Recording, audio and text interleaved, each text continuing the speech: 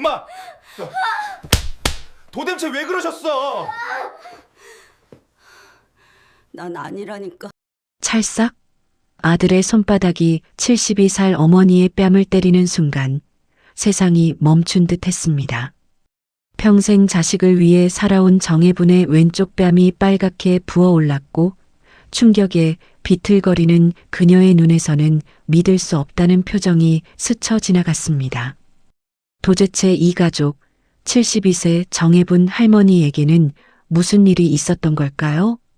사연 시작하기 전에 무료로 할 수 있는 구독과 좋아요 눌러주시고 어디에서 듣고 계신지 댓글 남겨주신 고마운 분들께 반갑게 인사드리겠습니다. 서울 변두리의 오래된 아파트 단지였습니다. 페인트가 군데군데 벗겨진 복도를 지나면 나오는 1203호. 그곳에 72살 해부는 아들 가족과 함께 살고 있었죠. 아침마다 창문으로 들어오는 햇살이 거실 바닥에 네모난 무늬를 만들고 베란다에서 키우는 화분들이 조금씩 자라나는 그런 평범한 집이었습니다. 해부는 새벽 5시면 눈이 떠지는 습관이 있었어요. 조용히 일어나 부엌으로 가서 밥솥 타이머를 맞추고 된장찌개 끓일 준비를 하는 것으로 하루를 시작했습니다. 38살 아들 민수는 내과 의사였고 35살 며느리 은하는 집에서 7살 손녀 소리를 돌보며 지냈죠. 그날도 평범한 아침이었습니다. 해분이 식탁에 반찬들을 하나둘 올려놓고 있을 때였어요. 갑자기 안방에서 날카로운 비명소리가 들려왔습니다. 어머니, 어머니, 며느리의 목소리였습니다. 평소와는 다른 공포가 섞인 떨리는 목소리였죠. 해분이 놀라 젓가락을 내려놓고 안방으로 달려갔습니다. 방문을 열자 며느리가 옷장 서랍을 모두 열어놓고 바닥에 주저앉아 있었어요. 얼굴은 새하얗게 질려 있었고 두 손은 부들부들 떨고 있었습니다. 무슨 일이야, 은하야? 해분이 다가가려 하자 며느리가 고개를 확 들었습니다. 눈에는 눈물이 가득 고여 있었지만 그 안에는 분노도 함께 타오르고 있었어요. 금이 사라졌어요. 며느리의 목소리가 점점 커졌습니다. 침실 바닥에는 작은 금고가 열려 있었고 그 안은 텅 비어 있었죠. 원래 그곳에는 6개월 전에 투자 목적으로 구입한 금괴 2개와 금목걸이 3개가 들어 있었습니다. 시세로 치면 5천만 원이 넘는 큰 돈이었어요. 어머니, 금고 열쇠 어디 두셨어요? 비밀번호는 어떻게 아셨어요? 며느리의 목소리에는 의심이 가득했습니다. 해부는 당황해서 뒤로 한 걸음 물러났어요. 심장이 쿵쿵 뛰기 시작했습니다. 72년을 살면서 한 번도 남의 물건에 손을 댄 적이 없었는데 갑자기 도둑 취급을 받으니 머리가 하얘졌죠. 내가 왜 그걸? 해분의 목소리는 떨렸습니다. 주름진 손이 가슴 위로 올라가 옷깃을 꼭 잡았어요. 숨이 가빠지기 시작했습니다. 그때 아들 민수가 방으로 들어왔습니다. 출근 준비를 하던 중이었는지 와이셔츠는 입었지만 넥타이는 아직 매지 않은 상태였어요. 민수의 얼굴은 처음엔 당황스러워 보였지만 아내의 설명을 듣자 점점 굳어지기 시작했습니다. 여보, 진정해. 무슨 일인지 차근차근 설명해봐. 민수가 아내를 진정시키려 했지만 은하는 오히려 더 격앙되었습니다. 진정이 되겠어요? 우리가 그렇게 아껴서 모은 돈으로 산 금인데 비밀번호는 우리 둘이랑 어머니밖에 모르잖아요. 내가 가져갔겠어요? 당신이 가져갔어요? 그럼 답은 하나밖에 없잖아. 은하의 손가락이 해분을 가리켰습니다. 그 순간 해분은 온몸에 힘이 빠지는 것을 느꼈어요. 72년 인생에서 처음으로 느끼는 배신감이었습니다. 아들을 위해 평생을 바쳤는데 그 아들의 아내가 자신을 도둑으로 몰아가고 있었으니까요. 민수의 얼굴색이 점점 어두워졌습니다. 이마에는 땀방울이 맺히기 시작했고 주먹을 꽉 쥔 손에는 핏줄이 돋아났어요. 그는 어머니와 아내 사이를 번갈아 보며 입술을 깨물었습니다. 엄마. 민수의 목소리가 낮게 깔렸습니다. 평소에 다정한 아들 목소리가 아니었어요. 차갑고 날카로운 낯선 사람의 목소리 같았습니다. 엄마가 정말 가져가신 거예요? 해부는 믿을 수 없었습니다. 자신의 아들이, 자신이 낳고 키운 아들이 자신을 의심하고 있다는 사실이 가슴을 찢어놓는 것 같았어요. 목구멍이 막혀서 말이 나오지 않았습니다. 그저 고개를 좌우로 흔들 뿐이었죠. 아니야. 내가 왜 그런 짓을. 하지만 아무도 해분의 말에 귀를 기울이지 않았습니다. 은하는 계속해서 울부짖었고 민수의 얼굴은 점점 더 붉어졌어요. 그때 손녀 소리가 방문 앞에 나타났습니다. 유치원 가방을 메고 있던 아이는 어른들의 다툼을 보고 겁에 질린 표정이었어요. 엄마, 아빠, 왜 그래? 소리의 작은 목소리에 잠시 정적이 흘렀습니다. 하지만 그것도 잠시뿐이었어요. 은하가 소리를 안으며 흐느꼈습니다. 소리야, 할머니가 우리 돈을 가져가셨대. 해부는 그 말을 듣는 순간 가슴이 무너져 내리는 것 같았습니다. 손녀 앞에서까지 자신을 도둑으로 만드는 며느리가 원망스러웠지만 더 아픈 것은 아들의 침묵이었어요. 민수는 아내의 말을 부정하지 않았습니다. 오히려 딸을 안아들고는 방 밖으로 데려갔죠. 소리야, 유치원 늦겠다. 아빠가 데려다 줄게. 민수가 딸을 데리고 나가려 하자 은하가 소리쳤습니다. 그냥 가면 어떡해요? 금을 찾아야죠. 민수가 돌아섰습니다. 그의 눈에는 분노가 가득했어요. 그리고 그 분노는 모두 해분을 향하고 있었습니다. 엄마, 정말이에요? 정말 엄마가 가져가신 거예요? 해분은 간신히 입을 열었습니다. 민수야, 엄마를 좀 믿어줘. 내가 왜 너희 돈을. 하지만 민수는 어머니의 말을 끊었습니다. 그럼 누가 가져갔다는 거예요? 집에는 우리밖에 없는데. 도둑이 들었다는 거예요? 창문도 멀쩡하고 현관문도 멀쩡한데? 민수의 목소리가 점점 커졌습니다. 해부는 뒷걸음질을 쳤어요. 아들의 얼굴에서 본 적 없는 무서운 표정을 보았기 때문입니다. 은하가 다시 울음을 터뜨렸습니다. 어머니, 제발 돌려주세요. 그 돈이 얼마나 중요한지 아시잖아요. 소리 학원비도 내야 하고 대출금도 갚아야 하는데.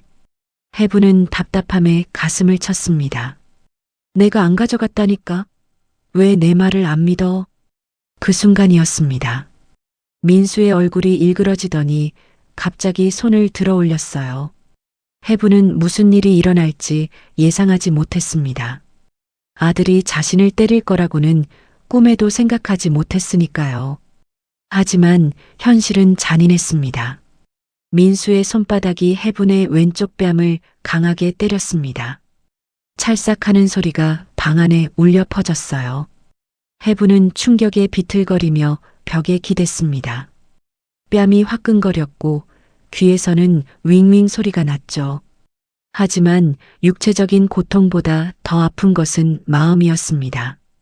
72년 인생에서 처음으로 맞아본 뺨이었습니다. 그것도 자신이 낳은 아들의 손에 말이죠. 방 안이 순간 조용해졌습니다. 은하도 울음을 멈췄고 민수도 자신이 한 행동에 놀란 듯 손을 내려다보고 있었어요. 복도에 서 있던 소리가 할머니 하고 외치며 울음을 터뜨렸습니다. 해부는 떨리는 손으로 뺨을 감쌌습니다. 눈에서는 뜨거운 눈물이 흘러내렸어요. 하지만 그것은 아픔 때문이 아니라 배신감 때문이었습니다. 자신이 반평생을 바쳐 키운 아들이 증거도 없이 자신을 도둑으로 몰고 폭력까지 행사했다는 사실이 믿기지 않았죠. 민수야. 해분이 떨리는 목소리로 아들을 불렀지만 민수는 고개를 돌렸습니다. 그의 얼굴에는 후회와 분노가 뒤섞여 있었어요. 제발, 이러지 마세요, 엄마. 왜 이렇게까지 하셔야 했어요? 민수의 목소리에는 실망이 가득했습니다. 마치 해분이 정말로 도둑질을 한 것처럼 말이죠. 해분은 더 이상 그 자리에 있을 수 없었습니다. 비틀거리며 방을 나와 자신의 작은 방으로 들어갔어요. 문을 닫고 침대에 앉아 온몸에서 힘이 빠졌습니다. 거울에 비친 자신의 모습이 초라해 보였어요. 왼쪽 뺨은 빨갛게 부어올라 있었고 눈가에는 주름 사이로 눈물이 흘러내리고 있었습니다. 밖에서는 여전히 며느리의 울음소리와 아들의 한숨소리가 들려왔습니다. 손녀의 울음소리도 섞여 있었죠. 한순간에 평화롭던 집안이 지옥으로 변해버렸습니다. 그리고 그 중심에는 해분이 있었어요. 하지 않은 일로 죄인이 되어버린 해분이 말입니다. 해분이 방문을 닫고 들어간 뒤로도 거실에서는 소란이 계속되었습니다. 며느리 은하의 울음소리는 점점 더 커졌고 그 사이사이로 민수의 한숨소리가 섞여 들렸어요. 손녀 소리는 유치원에 가야 하는데도 울면서 할머니 방 앞을 서성거렸죠. 해분은 침대 끝에 앉아 떨리는 손으로 뺨을 만져보았습니다. 아직도 화끈거리는 열기가 손바닥에 전해졌어요. 거울을 보니 왼쪽 뺨이 붉게 부어올라 있었습니다. 72년 인생에서 처음으로 맞은 뺨이었죠. 그것도 자신이 온 정성을 다해 키운 아들에게 말입니다. 문 밖에서 며느리의 목소리가 또다시 높아졌습니다. 여보, 어머니한테 다시 한번 물어봐요. 정말 모르시는 건지 아니면 어디다 두고 잊어버리신 건지. 은하의 목소리에는 짜증과 분노가 뒤섞여 있었어요. 마치 해분이 치매에 걸린 노인인 것처럼 말하는 투였죠. 해분은 가슴이 답답해서 숨을 크게 들이쉬었습니다. 자신은 아직 정정한데 며느리는 벌써부터 자신을 늙고 쓸모없는 사람 취급하고 있었으니까요. 민수의 발걸음 소리가 해분의 방문 앞에서 멈췄습니다. 노크 소리가 들렸어요. 2번, 3번. 하지만 해분은 대답하지 않았습니다. 아직 아들을 마주할 준비가 되지 않았거든요. 엄마, 나 들어갈게요. 민수가 문을 열고 들어왔습니다. 해분은 고개를 돌려 창밖을 바라봤어요. 아들과 눈을 마주치고 싶지 않았습니다. 민수는 잠시 문가에 서서 망설이더니 천천히 어머니 곁으로 다가왔어요. 엄마. 민수의 목소리가 조금 누그러진 것 같았습니다. 하지만 여전히 의심의 눈초리는 거두지 않았어요. 해분은 침묵을 지켰습니다. 무슨 말을 해도 믿지 않을 것 같았거든요. 민수가 어머니 옆에 앉으려 했지만 해분이 몸을 피했습니다. 그러자 민수는 한숨을 쉬며 서 있는 채로 말을 이었어요. 엄마, 우리가 그 금을 왜 샀는지 아시잖아요. 소리 교육비도 준비해야 하고 내년에는 아파트 대출도 갚아야 해요. 은하가 얼마나 아껴가며 모은 돈인지 아시면서. 해분이 드디어 입을 열었습니다. 목소리는 쉰 듯이 갈라져 있었어요. 내가 안 가져갔다고 몇 번을 말해야 하니? 민수의 얼굴이 다시 굳어졌습니다. 그는 주먹을 꽉 쥐었다가 풀기를 반복했어요. 이마에는 핏줄이 돋아났고 턱은 단단하게 굳어 있었습니다. 그럼 누가 가져갔다는 거예요? 집에는 우리 넷밖에 없는데 소리가 가져갔다는 거예요? 7살짜리가? 민수의 목소리가 다시 높아졌습니다. 해분은 아들의 얼굴을 똑바로 쳐다봤어요. 낯선 사람 같았습니다. 자신이 알던 착하고 효성스러운 아들은 어디로 가고 눈앞에는 분노에 찬 낯선 남자가 서 있었죠. 그때 은하가 방으로 들어왔습니다. 눈은 울어서 퉁퉁 부어 있었고 손에는 휴지를 한 뭉치 들고 있었어요. 그녀는 남편 뒤에 서서 시어머니를 노려봤습니다. 어머니, 정말 마지막으로 묻겠어요. 금 어디 있어요? 제발 돌려주세요. 저희한테 그게 얼마나 중요한지 아시잖아요. 은하의 목소리는 애원하는 듯 하면서도 위협적이었습니다. 마치 해분이 금을 숨겨놓고 시치미를 떼고 있다고 확신하는 듯 했어요. 해분은 자리에서 일어났습니다. 다리가 후들거렸지만 꿋꿋이 서서 며느리를 마주봤어요. 은하야, 나는 너희 금을 본 적도 없어. 어디에 뒀는지도 몰라. 비밀번호도 모르고. 왜 자꾸 나를 도둑으로 만들려고 하니? 은하가 코웃음을 쳤습니다. 그 모습이 해분의 가슴을 더욱 아프게 했어요. 어머니 말고 누가 있어요? 비밀번호는 저랑 남편이랑 어머니만 아는데. 저는 아침부터 집에 있었고 남편은 병원에 있었어요. 그럼 답은 하나밖에 없잖아요. 은하는 말을 하면서 민수를 쳐다봤습니다. 마치 남편의 동의를 구하는 듯한 눈빛이었어요. 민수는 고개를 끄덕였습니다. 그 모습을 본 해부는 가슴이 찢어지는 것 같았어요. 아들이 아내 편에 서서 자신을 의심하고 있다는 사실이 너무나 아팠습니다. 민수야, 너도 정말 엄마가 그랬다고 생각하니?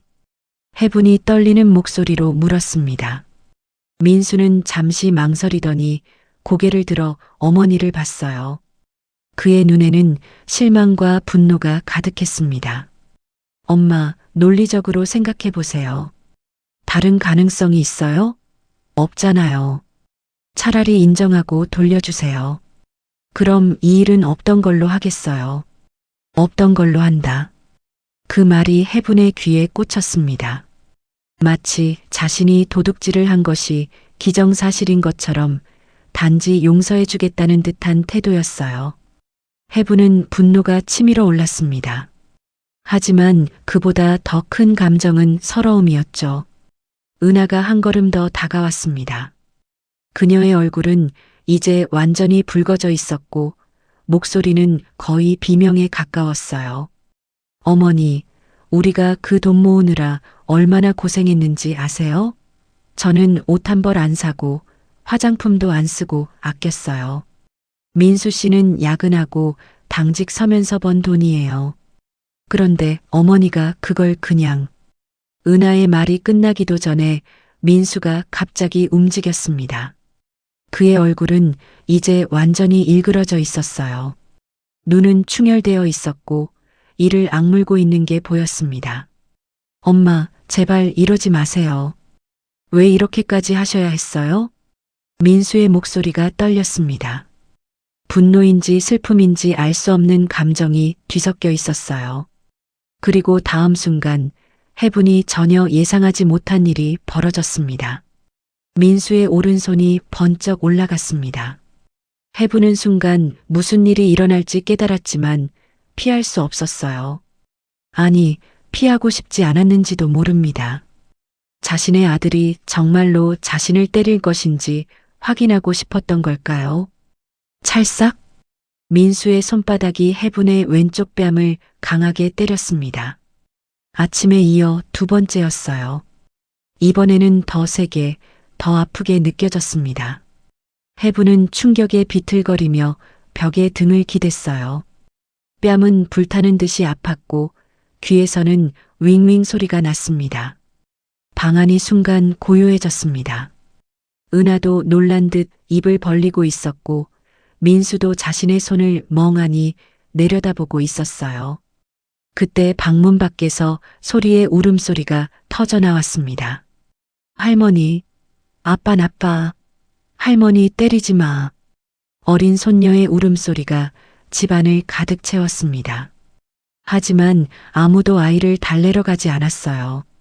모두가 그 자리에 얼어붙은 듯 서 있었죠. 해분은 떨리는 손으로 다시 한번 뺨을 감쌌습니다. 뜨거운 눈물이 주름진 볼을 타고 흘러내렸어요. 하지만 그녀는 울지 않으려고 애썼습니다. 적어도 아들과 며느리 앞에서는 약한 모습을 보이고 싶지 않았거든요. 나가. 해분의 목소리는 작았지만 단호했습니다. 둘 다 내 방에서 나가.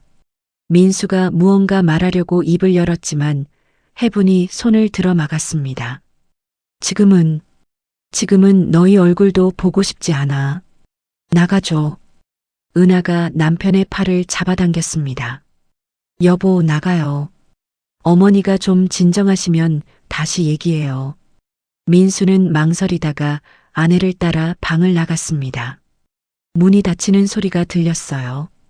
해분은 그제야 다리에 힘이 풀려 바닥에 주저앉았습니다. 거실에서는 여전히 소리의 울음소리가 들렸습니다. 아이는 계속 할머니를 부르고 있었어요. 해분은 손녀를 안아주고 싶었지만 지금은 그럴 힘도 없었습니다. 그저 바닥에 앉아 흐느낄 뿐이었죠. 창밖으로 보이는 하늘은 구름 한 점 없이 맑았습니다. 세상은 아무 일 없다는 듯 평화로웠어요. 하지만 해분의 마음속은 폭풍우가 휘몰아치고 있었습니다. 아들에게 맞은 충격, 며느리의 모욕, 그리고 무엇보다 자신을 믿어주지 않는 가족들에 대한 배신감이 그녀의 마음을 갈기갈기 찢어놓았죠. 해분은 눈을 감고 깊은 숨을 들이쉬었습니다. 이제 어떻게 해야 할까요? 이 집을 떠나야 할까요? 아니면 끝까지 진실을 밝혀야 할까요? 머릿속이 복잡했습니다. 하지만 한 가지는 분명했어요. 이대로는 안 된다는 것. 무언가를 해야 한다는 것이었습니다. 밤이 깊어갔습니다. 집안은 무거운 침묵에 잠겨 있었어요. 저녁도 각자 따로 먹었고 아무도 말을 걸지 않았죠. 해분은 방 안에만 있었습니다. 뺨은 여전히 욱신거렸고 마음은 더욱 아팠어요. 창밖으로 보이는 아파트 불빛들이 하나둘씩 꺼져갔습니다. 다른 집들은 평화롭게 하루를 마무리하고 있겠죠. 해분은 침대에 앉아 자신의 손을 내려다봤어요. 주름이 가득한 늙은 손이었습니다. 이 손으로 아들을 키웠고 손녀를 돌봤고 가족을 위해 밥을 지었는데 이제는 도둑의 손이 되어버렸죠. 밤 10시가 넘어서야 작은 노크 소리가 들렸습니다. 문이 살짝 열리더니 손녀 소리가 머리를 내밀었어요. 아이의 눈은 울어서 빨갛게 부어 있었습니다. 할머니. 소리의 목소리는 작고 떨렸어요. 해분은 손을 내밀어 아이를 불렀습니다. 이리 와, 우리 소리. 소리는 조심스럽게 들어와서 할머니 품에 안겼어요. 작은 몸이 부들부들 떨고 있었습니다. 해분은 손녀의 머리를 쓰다듬으며 등을 토닥였죠. 할머니, 아빠가 왜 할머니를 때렸어요? 할머니가 뭘 잘못했어요?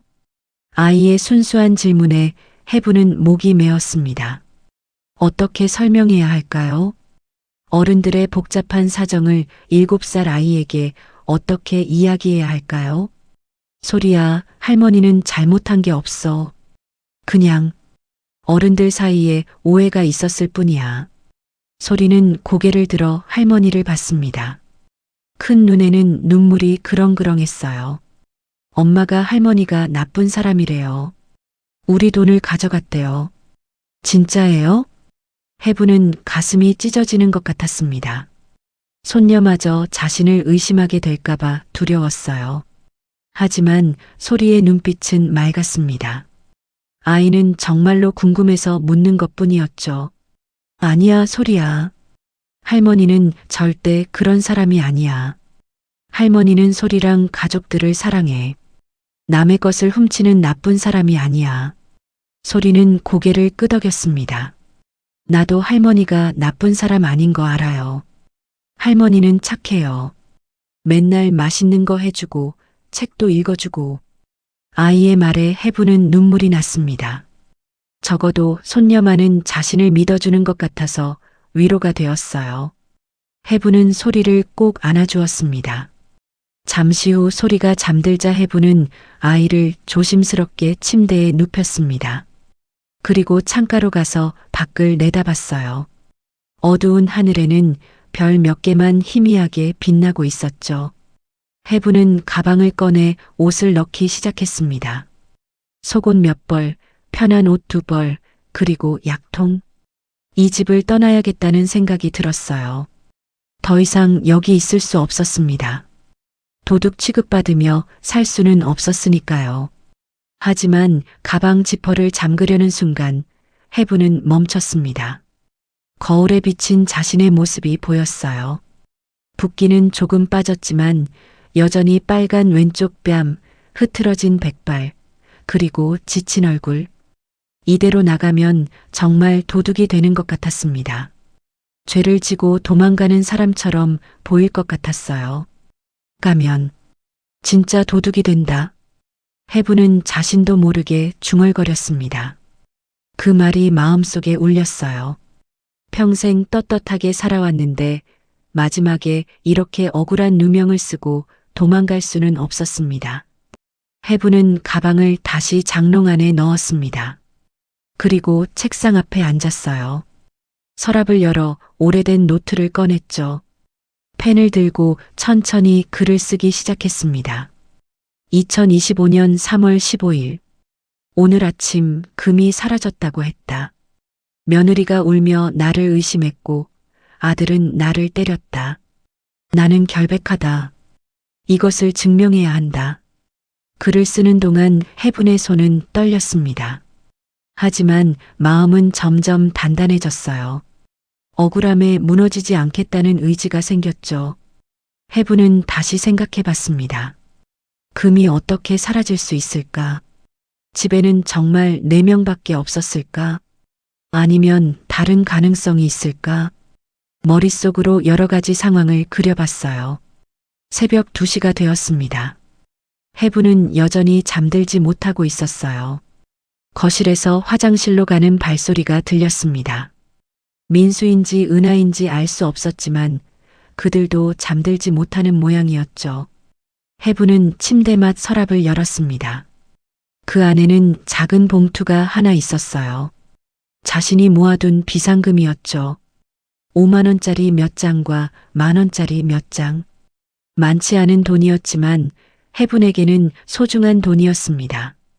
병원비나 급한 일이 있을 때를 대비해 모아둔 것이었거든요. 봉투를 만지작거리며 해분은 생각했습니다. 이 돈으로 뭘 할 수 있을까? 변호사를 구할 수도 없고 탐정을 고용할 수도 없었어요. 하지만 무언가는 해야 했습니다. 자신의 결백을 증명하기 위해서라도요. 그때 문득 한 가지 생각이 떠올랐습니다. 금을 산 곳, 금은방. 거기에는 분명 기록이 있을 것이었어요. 구매 당시의 서류나 영수증 같은 것들이요. 해부는 며느리가 금을 살 때 함께 간 적이 있었습니다. 어느 금은방이었는지도 기억하고 있었죠. 해부는 다시 노트를 펼쳤습니다. 그리고 기억나는 것들을 하나씩 적기 시작했어요. 금은방 이름, 위치, 금을 산 날짜, 대략적인 시간. 기억이 정확하지는 않았지만 최대한 떠올려서 적었습니다. 새벽 3시가 되자 손녀가 잠꼬대를 했습니다. 할머니, 울지 마. 아이의 잠꼬대에 해부는 가슴이 뭉클했어요. 자면서도 할머니를 걱정하는 손녀가 너무나 사랑스러웠습니다. 해부는 소리에 이불을 다시 덮어주고 이마에 가볍게 입을 맞췄어요. 창밖이 조금씩 밝아지기 시작했습니다. 새벽 4시가 넘었죠. 해부는 결심했습니다. 도망가지 않고 숨지도 않고 정면으로 맞서기로요. 자신이 결백하다는 것을 증명하기로요.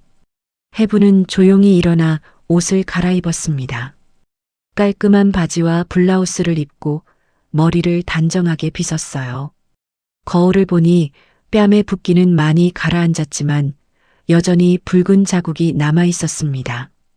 해부는 서랍에서 파운데이션을 꺼내 뺨에 살짝 발랐어요. 완전히 가려지지는 않았지만 조금은 나아 보였습니다. 5시가 되자 해부는 부엌으로 나갔습니다. 평소처럼 밥을 하고 된장찌개를 끓이기 시작했어요. 무슨 일이 있어도 가족의 아침은 챙겨야 한다는 생각이었죠. 아무리 자신을 의심하고 때렸어도 그들은 여전히 가족이었으니까요. 된장찌개 냄새가 집안에 퍼지자 하나둘씩 방에서 나왔습니다. 먼저 민수가 나왔어요. 어머니를 보자 잠시 멈칫했지만 아무 말 없이 화장실로 들어갔죠. 다음은 은하였습니다. 그녀는 시어머니를 슬쩍 보더니 고개를 돌렸어요. 해부는 묵묵히 식탁을 차렸습니다. 밥과 국 그리고 반찬들을 올려놓았죠. 평소와 다름없는 아침 식탁이었습니다. 하지만 분위기는 완전히 달랐어요. 무거운 침묵이 식탁을 누르고 있었죠. 소리가 일어나서 나왔습니다. 아이는 할머니를 보자 달려와 안겼어요. 할머니, 굿모닝. 소리의 밝은 인사에 해부는 작게 미소 지었습니다. 적어도 손녀는 어제의 일을 크게 마음에 두지 않는 것 같았어요. 그래, 우리 소리도 굿모닝. 얼굴 씻고 와서 밥 먹자. 가족들이 식탁에 둘러앉았습니다. 하지만 아무도 먼저 숟가락을 들지 않았어요. 해분이 먼저 밥을 한 숟가락 떴습니다. 그제야 다른 사람들도 조용히 먹기 시작했죠. 아침을 먹는 동안 해분은 마음속으로 계획을 세웠습니다. 오늘 당장 금은방에 가서 확인해야 할 것들이 있었어요. 그리고 혹시 모를 단서들을 찾아야 했죠. 자신의 결백을 증명할 수 있는 무언가를 찾아야 했습니다. 억울해도 도망치진 말자. 해부는 마음속으로 다시 한번 다짐했습니다. 그리고 숟가락을 내려놓고 일어났어요. 오늘부터 진실을 찾기 위한 싸움이 시작되는 것이었습니다. 아침 8시 해부는 집을 나섰습니다. 가방 안에는 작은 수첩과 펜, 그리고 안경이 들어 있었어요. 아들과 며느리는 이미 각자의 일을 하러 나간 뒤였죠. 민수는 병원으로, 은하는 소리를 유치원에 데려다 주러 갔습니다. 해부는 먼저 침실로 갔습니다. 며느리와 아들의 방이었죠. 평소라면 절대 들어가지 않는 곳이었지만 오늘은 달랐어요. 진실을 찾기 위해서는 무엇이든 해야 했습니다. 방 안은 어제의 소란 때문인지 어수선했어요. 옷장 서랍이 열려 있었고 침대 위에는 이불이 대충 개어져 있었죠.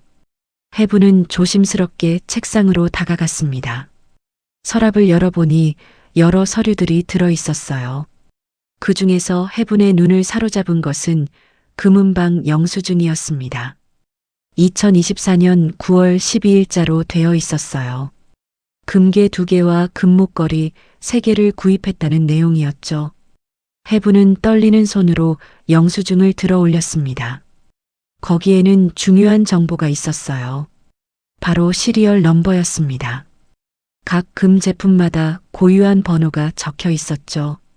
금괴는 K2007384와 K2007385, 목걸이는 NK21034, NK21035, NK21036이었습니다. 해부는 급히 수첩을 꺼내 번호들을 적었어요. 손이 떨려서 글씨가 삐뚤빼뚤했지만 정확하게 옮겨 적었습니다. 이것이 첫 번째 단서였죠. 영수증 아래에는 보증서도 있었습니다. 각 제품의 중량과 순도가 자세히 나와 있었어요. 금괴는 각각 100g, 목걸이는 각각 37.5g이었습니다. 해부는 이것도 꼼꼼히 적었어요. 그때 현관문이 열리는 소리가 들렸습니다. 해부는 깜짝 놀라 서류들을 원래대로 정리하고 급히 방을 나왔어요. 은하가 돌아온 것이었습니다. 어머니, 뭐 하셨어요? 은하의 목소리에는 의심이 가득했습니다. 해부는 태연한 척 대답했어요. 화장실 갔다가 왔어. 은하는 시어머니를 의심스럽게 쳐다봤지만 더 이상 묻지는 않았습니다. 해부는 자신의 방으로 들어가 문을 닫았어요. 가슴이 쿵쿵 뛰었습니다. 마치 도둑질하다 들킨 것 같은 기분이었죠. 하지만 이건 자신의 결백을 증명하기 위한 정당한 행동이었습니다. 해부는 수첩을 다시 펼쳤어요. 시리얼 넘버와 중량, 그리고 금은방 이름이 적혀 있었습니다. 황금나라라는 이름의 금은방이었어요. 동네에서 꽤 유명한 곳이었죠. 오전 10시 해부는 다시 집을 나섰습니다. 이번에는 금은방으로 향했어요. 황금나라는 집에서 버스로 15분 거리에 있었습니다. 해부는 버스를 기다리며 계획을 세웠어요. 어떻게 말해야 할까? 무엇을 물어봐야 할까? 금은방에 도착하자 주인이 반갑게 맞아주었습니다. 50대 중반의 남자였어요. 해부는 그를 몇 번 본 적이 있었죠. 며느리가 금을 살 때 함께 왔었으니까요. 어서 오세요, 할머니. 오늘은 무엇을 도와드릴까요? 주인의 친절한 인사에 해부는 조금 긴장이 풀렸습니다. 그녀는 수첩을 꺼내며 말했어요. 저기, 혹시 이런 시리얼 넘버를 가진 금을 최근에 본 적 있으신가요? 주인은 수첩을 보더니 고개를 갸웃거렸습니다. 이건 저희 가게에서 판매한 제품 번호 같은데요. 잠시만요. 주인은 컴퓨터를 켜고 무언가를 검색하기 시작했어요. 해부는 긴장한 채로 기다렸습니다. 혹시 이 금이 다시 여기로 돌아왔을까? 누군가 팔려고 가져왔을까? 아, 맞네요. 작년 9월에 판매한 제품이에요. 혹시 문제가 있나요? 해부는 망설이다가 솔직하게 말했습니다. 사실 이 금이 며칠 전에 없어졌어요. 집에서 사라졌는데 혹시 누군가 이걸 팔려고 가져오면 연락 좀 주실 수 있을까요? 주인의 표정이 진지해졌습니다. 아, 그러셨군요. 분실 신고를 하시는 거네요. 그럼 제가 기록해 두겠습니다. 혹시 연락처 좀 주시겠어요? 해부는 자신의 전화번호를 불러주었어요. 주인은 꼼꼼히 적으며 말했습니다. 이런 일이 종종 있어요. 가족 간에 오해가 생기기도 하고. 걱정 마세요. 만약 이 번호에 금이 들어오면 바로 연락드릴게요. 해부는 고맙다고 인사하고 금은방을 나왔습니다. 그리고 근처의 다른 금은방들도 찾아갔어요. 모두 4곳을 돌았죠. 각 가게마다 똑같이 시리얼 넘버를 보여주고 분실 신고를 했습니다. 3번째 금은방 주인은 특히 친절했어요. 60대의 여자 주인이었는데 해분의 사정을 듣고는 안타까워했습니다. 어머, 그런 일이 있으셨어요? 가족들이 의심한다니 얼마나 속상하셨을까요? 주인의 위로에 해분은 눈물이 날 뻔했어요. 처음으로 자신의 이야기를 믿어주는 사람을 만난 것 같았거든요. 할머니, 제가 다른 금은방들에도 연락해 볼게요. 이 동네 금은방 주인들끼리는 서로 정보를 공유하거든요. 혹시 이 금이 어디선가 나타나면 꼭 알려드릴게요. 해부는 진심으로 감사 인사를 했습니다. 작은 희망이 생기는 것 같았어요. 4번째 금은방을 나올 때는 이미 낮 12시가 넘어 있었습니다. 해부는 근처 김밥집에서 간단히 점심을 먹었어요. 김밥 한 줄을 먹으며 오늘 한 일을 정리했습니다. 시리얼 넘버를 확인했고 4곳의 금은방에 분실 신고를 했어요. 이제 기다리는 일만 남았죠. 만약 누군가 그 금을 팔려고 한다면 분명 연락이 올 것이었습니다. 집으로 돌아오는 버스 안에서 해부는 창밖을 바라봤어요. 봄날의 햇살이 따뜻했지만 마음은 여전히 차가웠습니다. 과연 이 방법이 통할까? 진짜 범인을 찾을 수 있을까? 집에 도착하니 은하가 거실에서 TV를 보고 있었습니다. 해분이 들어오자 쳐다보지도 않고 말했어요. 어머니, 어디 다녀오셨어요? 산책 좀 했어. 해분은 짧게 대답하고 방으로 들어갔습니다. 은하와 더 이상 대화하고 싶지 않았어요. 방에 들어와 수첩을 다시 펼쳤습니다. 오늘 방문한 금은방 이름과 주인들의 연락처가 적혀 있었어요. 그리고 그 아래에 크게 써놓은 시리얼 넘버들. 이것이 해분이 찾은 첫 번째 실마리였습니다. 해분은 침대에 누워 천장을 바라봤어요. 이제 시작이었습니다. 진실을 찾기 위한 긴 여정의 첫걸음을 뗀 것이었죠. 누가 금을 가져갔는지, 왜 가져갔는지, 그리고 어디에 있는지 모든 것을 밝혀내야 했습니다. 저녁이 되자 민수가 퇴근해서 돌아왔습니다. 여전히 어머니와 눈을 마주치지 않았어요. 저녁 식사도 각자 따로 했죠. 집안의 분위기는 여전히 차가웠습니다. 밤 9시 해분의 휴대폰이 울렸습니다. 낯선 번호였어요. 해분은 떨리는 손으로 전화를 받았습니다. 여보세요?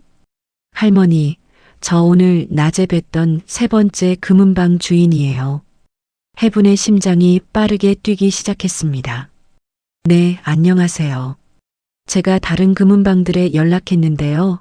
한 곳에서 흥미로운 이야기를 들었어요. 어제 젊은 여자가 금 시세를 물어봤다고 하더라고요.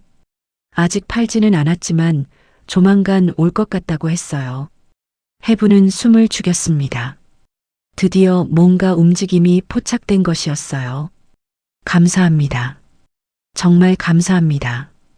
걱정 마세요. 계속 지켜보고 있을게요. 무슨 소식이 있으면 바로 연락드릴게요. 전화를 끊고 해분은 가슴을 쓸어내렸습니다.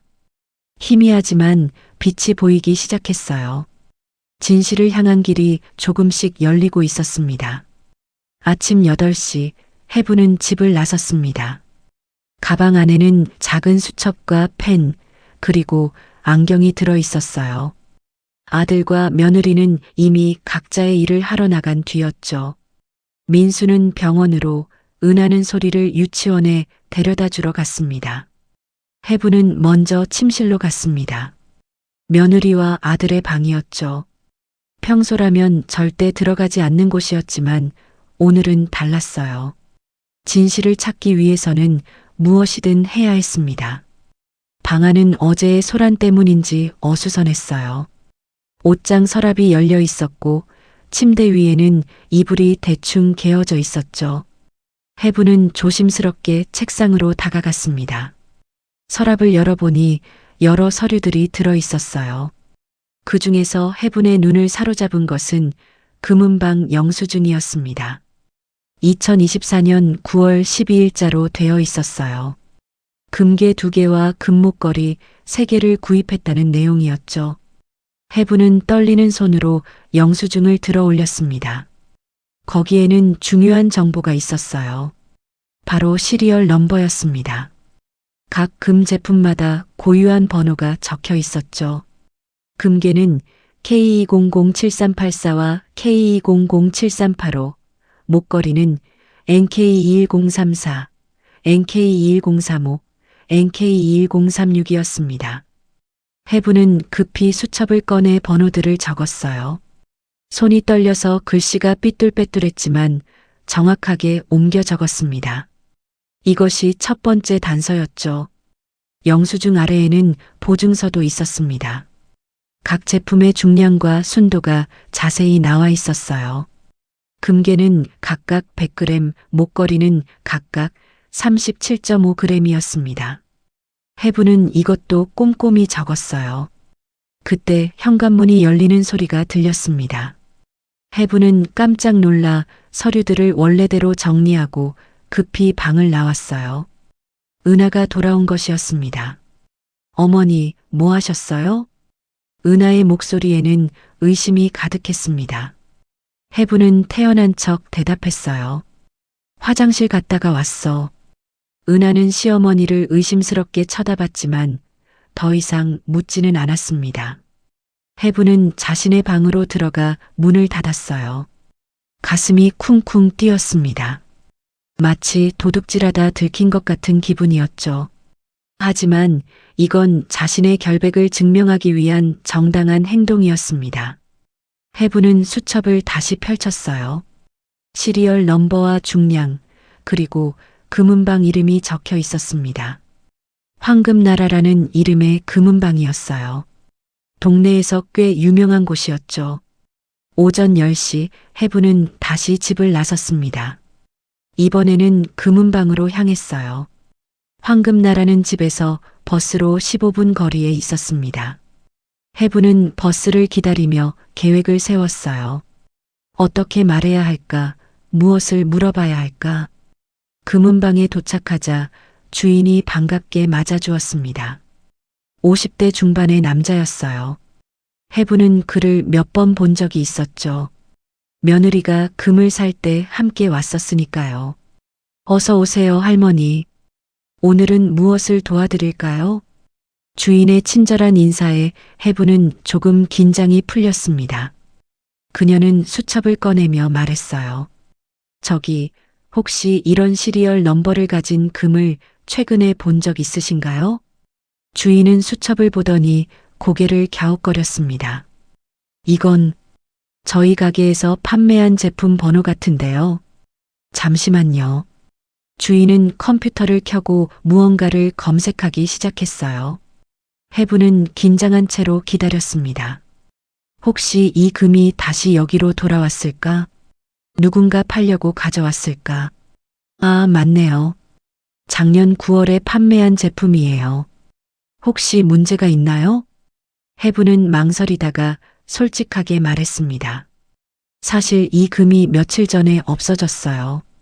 집에서 사라졌는데 혹시 누군가 이걸 팔려고 가져오면 연락 좀 주실 수 있을까요? 주인의 표정이 진지해졌습니다. 아, 그러셨군요.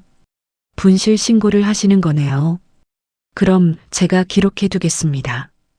혹시 연락처 좀 주시겠어요? 해부는 자신의 전화번호를 불러주었어요. 주인은 꼼꼼히 적으며 말했습니다. 이런 일이 종종 있어요. 가족 간에 오해가 생기기도 하고. 걱정 마세요. 만약 이 번호에 금이 들어오면 바로 연락드릴게요. 해부는 고맙다고 인사하고 금은방을 나왔습니다. 그리고 근처의 다른 금은방들도 찾아갔어요. 모두 4곳을 돌았죠. 각 가게마다 똑같이 시리얼 넘버를 보여주고 분실 신고를 했습니다. 3번째 금은방 주인은 특히 친절했어요. 60대의 여자 주인이었는데 해분의 사정을 듣고는 안타까워했습니다. 어머, 그런 일이 있으셨어요? 가족들이 의심한다니 얼마나 속상하셨을까요? 주인의 위로에 해분은 눈물이 날 뻔했어요. 처음으로 자신의 이야기를 믿어주는 사람을 만난 것 같았거든요. 할머니, 제가 다른 금은방들에도 연락해 볼게요. 이 동네 금은방 주인들끼리는 서로 정보를 공유하거든요. 혹시 이 금이 어디선가 나타나면 꼭 알려드릴게요. 해부는 진심으로 감사 인사를 했습니다. 작은 희망이 생기는 것 같았어요. 4번째 금은방을 나올 때는 이미 낮 12시가 넘어 있었습니다. 해부는 근처 김밥집에서 간단히 점심을 먹었어요. 김밥 한 줄을 먹으며 오늘 한 일을 정리했습니다. 시리얼 넘버를 확인했고 4곳의 금은방에 분실 신고를 했어요. 이제 기다리는 일만 남았죠. 만약 누군가 그 금을 팔려고 한다면 분명 연락이 올 것이었습니다. 집으로 돌아오는 버스 안에서 해부는 창밖을 바라봤어요. 봄날의 햇살이 따뜻했지만 마음은 여전히 차가웠습니다. 과연 이 방법이 통할까? 진짜 범인을 찾을 수 있을까? 집에 도착하니 은하가 거실에서 TV를 보고 있었습니다. 해분이 들어오자 쳐다보지도 않고 말했어요. 어머니, 어디 다녀오셨어요? 산책 좀 했어. 해분은 짧게 대답하고 방으로 들어갔습니다. 은하와 더 이상 대화하고 싶지 않았어요. 방에 들어와 수첩을 다시 펼쳤습니다. 오늘 방문한 금은방 이름과 주인들의 연락처가 적혀 있었어요. 그리고 그 아래에 크게 써놓은 시리얼 넘버들. 이것이 해분이 찾은 첫 번째 실마리였습니다. 해분은 침대에 누워 천장을 바라봤어요. 이제 시작이었습니다. 진실을 찾기 위한 긴 여정의 첫걸음을 뗀 것이었죠. 누가 금을 가져갔는지, 왜 가져갔는지, 그리고 어디에 있는지 모든 것을 밝혀내야 했습니다. 저녁이 되자 민수가 퇴근해서 돌아왔습니다. 여전히 어머니와 눈을 마주치지 않았어요. 저녁 식사도 각자 따로 했죠. 집안의 분위기는 여전히 차가웠습니다. 밤 9시 해분의 휴대폰이 울렸습니다. 낯선 번호였어요. 해분은 떨리는 손으로 전화를 받았습니다. 여보세요? 할머니, 저 오늘 낮에 뵀던 세 번째 금은방 주인이에요. 해분의 심장이 빠르게 뛰기 시작했습니다. 네, 안녕하세요. 제가 다른 금은방들에 연락했는데요. 한 곳에서 흥미로운 이야기를 들었어요. 어제 젊은 여자가 금 시세를 물어봤다고 하더라고요. 아직 팔지는 않았지만 조만간 올 것 같다고 했어요. 해분은 숨을 죽였습니다. 드디어 뭔가 움직임이 포착된 것이었어요. 감사합니다. 정말 감사합니다. 걱정 마세요. 계속 지켜보고 있을게요.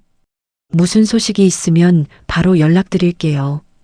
전화를 끊고 해분은 가슴을 쓸어내렸습니다. 희미하지만 빛이 보이기 시작했어요. 진실을 향한 길이 조금씩 열리고 있었습니다. 사흘이 지났습니다. 해분은 매일 아침 일어나면 가장 먼저 휴대폰을 확인했어요. 혹시 금은방에서 연락이 왔을까 하는 기대감 때문이었죠. 하지만 아직까지는 아무 소식이 없었습니다. 2025년 3월 18일 화요일 아침이었어요. 해분은 여느 때처럼 새벽 5시에 눈을 떴습니다. 창밖은 아직 어두웠고 집안은 고요했죠. 해분은 조용히 일어나 부엌으로 갔습니다. 커피를 한 잔 내리고 식탁에 앉았어요. 테이블 위에는 어제 적어놓은 메모가 있었습니다. 금이 사라진 날부터 지금까지의 모든 일을 정리한 것이었죠. 날짜별로, 시간별로 꼼꼼히 기록해 두었어요. 혹시라도 놓친 단서가 있을까 싶어서였습니다. 아침 8시가 되자 민수가 출근 준비를 하며 나왔습니다. 해분과 마주쳤지만 여전히 어색한 분위기였어요. 민수는 고개만 살짝 숙이고는 현관으로 향했죠. 민수야. 해분이 아들을 불렀습니다. 민수가 멈춰섰어요. 하지만 뒤돌아보지는 않았습니다. 엄마가 정말 안 가져갔어. 언젠가는 알게 될 거야. 민수는 잠시 침묵하다가 낮은 목소리로 대답했어요. 엄마, 그만해요. 이제 그 얘기 그만 좀 해요. 그리고는 문을 닫고 나가버렸습니다. 해분은 씁쓸한 마음으로 아들의 뒷모습을 바라봤어요. 언제쯤이면 아들이 자신을 믿어줄까요? 오전 10시쯤이었습니다. 해분이 거실을 청소하고 있을 때 휴대폰이 울렸어요. 화면을 보니 낯선 번호였습니다. 해분의 심장이 쿵쾅거리기 시작했어요. 떨리는 손으로 전화를 받았습니다. 여보세요? 할머니, 황금나라 금은방입니다. 혹시 지금 통화 가능하신가요? 목소리를 듣자마자 해분은 온몸에 전기가 흐르는 것 같았어요. 드디어 연락이 온 것이었습니다. 네, 가능해요. 무슨 일이신가요? 할머니가 말씀하신 시리얼 넘버, 그거 예약이 들어왔어요. 해분은 숨이 멎는 것 같았습니다. 다리가 후들거려서 의자에 앉았어요. 정말이에요? 언제요? 누가요? 금은방 주인의 목소리가 조심스러웠습니다. 오늘 오후 3시에 매입 예약이 잡혔어요. 전화로 예약한 사람은 젊은 여성 목소리였고요. 이름은 안 밝혔어요. 그냥 금을 팔고 싶다고만 했죠. 해분의 손이 떨렸습니다. 수화기를 꽉 잡고 있어야 했어요. 그래서 어떻게 하면 될까요? 할머니가 오실 수 있으신가요? 그 시간에 가게 안에서 기다리시면 누가 오는지 확인할 수 있을 거예요. 해분은 즉시 대답했습니다. 네, 갈게요. 꼭 갈게요. 전화를 끊은 후 해분은 한동안 멍하니 앉아 있었어요. 드디어 실마리가 잡힌 것이었습니다. 누군가 금을 팔려고 하고 있었어요. 그게 누구든 간에 오늘 오후에는 알 수 있을 것이었죠. 해분은 시계를 봤습니다. 10시 30분이었어요. 아직 시간이 많이 남아 있었죠. 하지만 가만히 있을 수가 없었습니다. 뭔가 준비를 해야 할 것 같았어요. 먼저 옷을 갈아입었습니다. 단정한 바지와 재킷을 입고 머리도 깔끔하게 빗었어요. 거울을 보니 긴장한 얼굴이 보였습니다. 눈가에는 잔주름이 가득했지만 눈빛만은 날카로웠어요. 가방에는 수첩과 펜 그리고 휴대폰을 넣었습니다. 혹시 모를 상황에 대비해 작은 녹음기도 넣었어요. 모든 것을 기록으로 남겨야 했습니다. 증거가 필요했으니까요. 낮 12시가 되자 해부는 집을 나섰습니다. 일찍 가서 미리 준비하고 싶었어요. 버스를 타고 금은방으로 향하는 동안 여러 가지 생각이 머릿속을 스쳐 지나갔습니다. 만약 정말 은하가 금을 팔려고 하는 거라면 어떻게 해야 할까요? 아니면 전혀 모르는 사람일 수도 있었어요. 도둑이 들었을 가능성도 있었죠. 하지만 집에는 침입 흔적이 없었는데 금은방에 도착하니 1시였습니다. 주인이 해분을 알아보고 반갑게 맞아주었어요. 할머니, 일찍 오셨네요. 네, 좀 일찍 왔어요. 기다려도 될까요? 물론이죠. 이쪽으로 오세요. 주인은 해분을 가게 안쪽의 작은 사무실로 안내했습니다. 거기서는 가게 전체가 보였어요. 유리창을 통해 누가 들어오는지 확인할 수 있었죠. 여기서 기다리시면 돼요. 제가 차라도 한 잔 드릴까요? 아니에요, 괜찮아요. 감사해요. 해부는 의자에 앉아 밖을 내다봤습니다. 시계는 1시 15분을 가리키고 있었어요. 아직 1시간 45분이나 남아 있었죠. 기다리는 시간은 너무나 길게 느껴졌습니다. 매 순간이 1시간처럼 느껴졌어요. 해부는 계속 시계를 확인했습니다. 1시 30분, 2시, 2시 30분. 그러다가 문득 며느리의 얼굴이 떠올랐습니다. 은하가 정말 금을 가져간 걸까요? 그럴 리 없다고 생각하면서도 한편으로는 의심이 들었어요. 최근 은하의 행동이 이상했던 것도 사실이었거든요. 2시 50분이 되자 해분의 긴장감은 최고조에 달했습니다. 손바닥에는 땀이 났고 심장은 빠르게 뛰었어요. 주인도 긴장한 듯 계속 시계를 봤습니다. 곧 올 시간이에요, 할머니. 해분은 고개를 끄덕였습니다. 말을 할 수 없을 정도로 긴장했어요. 3시 정각 가게 문이 열렸습니다. 해분은 숨을 멈췄어요. 들어온 사람은 젊은 여자였습니다. 하지만 은하는 아니었어요. 전혀 모르는 사람이었죠. 25쯤 되어 보이는 여자였는데 검은색 모자를 깊게 눌러쓰고 있었습니다. 여자는 주위를 살피며 카운터로 다가갔어요. 가방에서 뭔가를 꺼내는 모습이 보였습니다. 해부는 자리에서 일어났어요. 더 가까이서 확인해야 했습니다. 주인이 여자와 대화를 시작했습니다. 어서 오세요. 예약하신 분이신가요? 네, 금 팔려고 전화했던 사람이에요. 여자의 목소리가 들렸습니다. 낯선 목소리였어요. 하지만 뭔가 불안해 보였죠. 계속 주위를 둘러보고 있었습니다. 여자가 가방에서 꺼낸 것은 금괴와 금목걸이였습니다. 해부는 눈을 크게 떴어요. 분명 자신의 집에서 사라진 그 금이었습니다. 주인이 금을 확인하며 말했습니다. 시리얼 넘버 확인해 볼게요. 그 순간 여자의 얼굴이 굳어졌습니다. 왜요? 뭐 문제 있어요? 아니요. 그냥 정품 확인 차원에서요. 주인이 번호를 확인하는 동안 해부는 천천히 다가갔습니다. 그리고 여자 앞에 섰어요. 그 금, 어디서 났어요?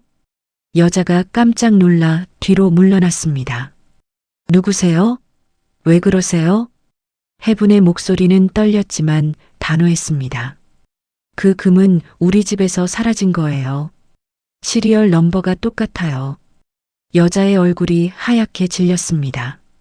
그녀는 급히 금을 집어들고 도망가려 했어요. 하지만 주인이 막아섰습니다. 잠깐만요. 이건 분실 신고된 물건이에요. 경찰에 신고해야 해요. 여자는 당황한 표정으로 해분과 주인을 번갈아 봤습니다. 그리고는 울먹이며 말했어요. 저는 그냥 부탁받은 거예요. 누가 팔아달라고 해서. 해분의 가슴이 쿵 내려앉았습니다. 누가요? 누가 부탁했어요? 여자는 망설이다가 작은 목소리로 대답했습니다. 은하 언니예요. 유은하 언니가 부탁했어요. 금은방에서 나온 해분은 머릿속이 복잡했습니다. 젊은 여자는 은하의 친구라고 했어요. 대학 동창이라면서 은하가 급하게 돈이 필요하다고 부탁했다는 것이었죠. 하지만 해분은 그 말을 다 믿을 수 없었습니다. 뭔가 더 확실한 증거가 필요했어요. 집으로 돌아오는 길에 해분은 아파트 관리사무소에 들렀습니다. 오후 4시쯤이었어요. 관리소장은 50대 초반의 친절한 남자였는데 해분을 보자 반갑게 인사했죠. 안녕하세요, 할머니. 무슨 일로 오셨어요? 해분은 잠시 망설이다가 입을 열었습니다. 저기 CCTV 영상을 좀 볼 수 있을까요? 며칠 전 것인데. 소장이 고개를 갸웃거렸어요. 무슨 일이 있으셨나요? 집에서 물건이 없어져서요. 금이 사라졌는데 그날 누가 드나들었는지 확인하고 싶어서. 소장의 표정이 진지해졌습니다. 그는 해분을 사무실 안으로 안내했어요. 벽면에는 여러 대의 모니터가 있었고 각 층의 복도와 엘리베이터가 보였죠. 언제 것을 보시려고요? 3월 15일이요. 아침 8시부터 낮 12시까지요. 소장이 컴퓨터를 조작하기 시작했습니다. 잠시 후 화면에 3월 15일 영상이 나타났어요. 해분은 숨을 죽이고 화면을 응시했습니다. 아침 8시 10분 민수가 출근하는 모습이 보였습니다. 8시 30분에는 은하가 소리를 데리고 나가는 모습도 보였어요. 유치원에 가는 것 같았죠. 그런데 9시 20분 은하가 혼자 돌아왔습니다. 그리고 10분 후인 9시 30분 다시 나가는 모습이 찍혔어요. 이번엔 큰 가방을 들고 있었고 모자를 깊게 눌러 쓴 채였습니다. 해분의 심장이 빠르게 뛰었어요. 은하는 그날 외출하지 않았다고 했는데 영상에는 분명히 나가는 모습이 있었습니다. 이거 좀 더 자세히 볼 수 있을까요? 소장이 영상을 확대했습니다. 은하의 얼굴은 모자 때문에 잘 안 보였지만 걸음걸이와 체형은 분명 은하였어요. 그리고 들고 있던 가방이 평소보다 훨씬 무거워 보였습니다. 엘리베이터 안영상도 볼 수 있나요? 소장이 다른 파일을 열었습니다. 엘리베이터 안영상이었어요. 은하가 엘리베이터에 탄 모습이 선명하게 보였죠. 그녀는 계속 휴대폰을 보며 무언가를 확인하고 있었습니다. 표정이 긴장되어 보였어요. 그런데 더 놀라운 것은 그 다음이었습니다. 10시 50분 낯선 남자 한 명이 아파트로 들어왔어요. 30대 중반쯤 되어 보이는 남자였는데 정장을 입고 있었죠. 그는 엘리베이터를 타고 열이 층으로 올라갔습니다. 해분의 집이 있는 층이었어요. 이 남자 누구지? 해분은 화면을 뚫어지게 쳐다봤습니다. 얼굴이 낯설었어요. 한 번도 본 적 없는 사람이었죠. 11시 20분 그 남자가 다시 엘리베이터를 탔습니다. 이번엔 작은 가방을 들고 있었어요. 표정은 담담했지만 발걸음이 빨랐습니다. 뭔가 급한 듯 했죠. 그리고 11시 40분 은하가 돌아왔습니다. 모자는 벗은 상태였고 가방도 없었어요. 얼굴에는 땀이 나 있었고 숨이 가쁜 듯 했습니다. 해분은 이 모든 것을 수첩에 꼼꼼히 적었어요. 시간, 인물, 행동. 하나도 빠뜨리지 않고 기록했죠. 이 영상 복사할 수 있을까요? 소장이 난감한 표정을 지었습니다. 원칙적으로는 안 되는데. 경찰에 신고하실 거예요? 해분은 고개를 끄덕였습니다. 네, 증거가 필요해서요. 그럼 제가 캡처 화면이라도 뽑아드릴게요. 잠시만 기다리세요. 소장이 프린터로 주요 장면들을 출력해 주었습니다. 은하가 나가는 모습, 낯선 남자가 들어오는 모습, 그리고 시간대가 표시된 화면들이었어요. 해부는 감사 인사를 하고 관리사무소를 나왔습니다. 손에는 출력한 종이들이 들려 있었죠. 이제 증거가 생긴 것이었어요. 은하가 거짓말을 했다는 증거가. 집으로 돌아가는 길에 해부는 공동현관 앞에서 멈췄습니다. 출입 기록을 확인하고 싶었어요. 요즘 아파트는 카드키로 출입하기 때문에 모든 기록이 남았죠. 해부는 다시 관리사무소로 갔습니다. 소장이 의아한 표정으로 맞아주었어요. 또 오셨네요. 뭐 빠뜨린 게 있나요? 출입 기록도 확인할 수 있을까요? 공동현관 출입 로그요. 소장이 컴퓨터를 다시 켰습니다. 몇 호 기록을 보시려고요? 1203호요. 3월 15일 하루 동안 기록을 보고 싶어요. 화면에 출입 기록이 나타났습니다. 민수의 출입, 은하의 출입이 모두 기록되어 있었어요. 그리고 10시 48분 1203호 카드키 사용. 하지만 CCTV에는 아무도 들어온 사람이 없었던 시간이었죠. 해부는 놀라서 소장을 봤습니다. 이상한데.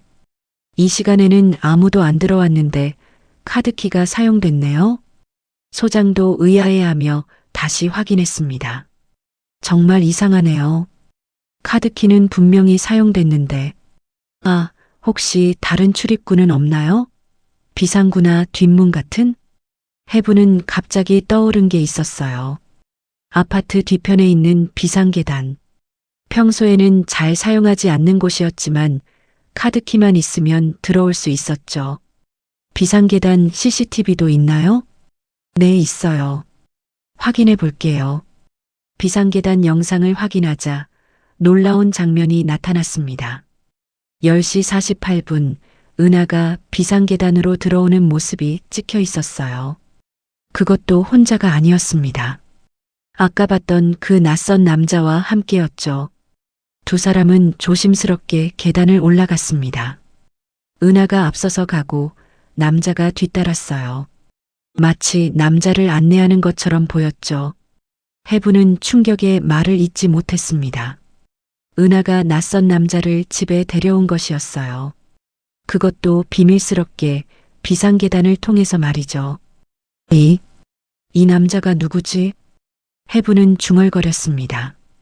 그리고 갑자기 한 가지 생각이 떠올랐어요. 혹시 이 남자가 금을 가져간 것은 아닐까? 은하가 이 남자에게 금을 준 것은 아닐까? 소장이 걱정스러운 표정으로 해분을 봤습니다. 할머니, 괜찮으세요? 얼굴이 창백하신데. 해분은 고개를 저었어요. 아니에요, 괜찮아요. 이것도 출력해 주실 수 있나요? 네, 물론이죠. 소장이 비상계단 영상도 출력해 주었습니다. 해분은 모든 자료를 가방에 넣고 관리사무소를 나왔어요. 집으로 가는 발걸음이 무거웠습니다. 이제 은하가 무언가를 숨기고 있다는 것은 확실해졌어요. 그녀는 외출했고 낯선 남자를 집에 데려왔고 그 시간대에 금이 사라졌습니다. 집에 도착하니 오후 5시가 넘어 있었어요. 은하는 소리를 데리러 유치원에 간 모양이었습니다. 집은 조용했죠. 해부는 자신의 방에 들어가 책상에 앉았습니다. 그리고 오늘 수집한 모든 증거를 펼쳐놓았어요. CCTV 캡처 사진들, 출입 기록, 그리고 금은방에서 만난 여자의 증언. 퍼즐 조각들이 하나씩 맞춰지고 있었습니다. 은하가 금을 가져갔고 그것을 팔려고 했다는 것이 점점 명확해지고 있었어요. 하지만 왜 그랬을까요? 왜 은하는 금을 훔치고도 시어머니를 도둑으로 몰았을까요? 그리고 그 낯선 남자는 누구일까요? 해부는 깊은 한숨을 쉬었습니다. 아직도 풀어야 할 수수께끼가 많았어요. 하지만 적어도 이제는 방향이 보였습니다. 진실을 향한 길이 조금씩 열리고 있었죠. 저녁 6시 해부는 거실 서랍장을 뒤지기 시작했습니다. 그곳에는 가계부와 각종 영수증들이 보관되어 있었어요. 은하가 평소에 꼼꼼하게 정리해두던 것들이었죠. 해부는 3월 15일 전후의 기록을 찾기 시작했습니다. 가계부를 펼치자 은하의 깔끔한 글씨가 보였어요. 날짜별로 지출 내역이 자세히 적혀 있었습니다. 3월 14일까지는 평범한 일상 지출만 있었어요. 마트 장보기, 소리 학원비, 주유비 같은 것들이었죠. 그런데 3월 15일 기록이 이상했습니다. 그날은 아무것도 적혀 있지 않았어요. 텅 빈 칸이었죠.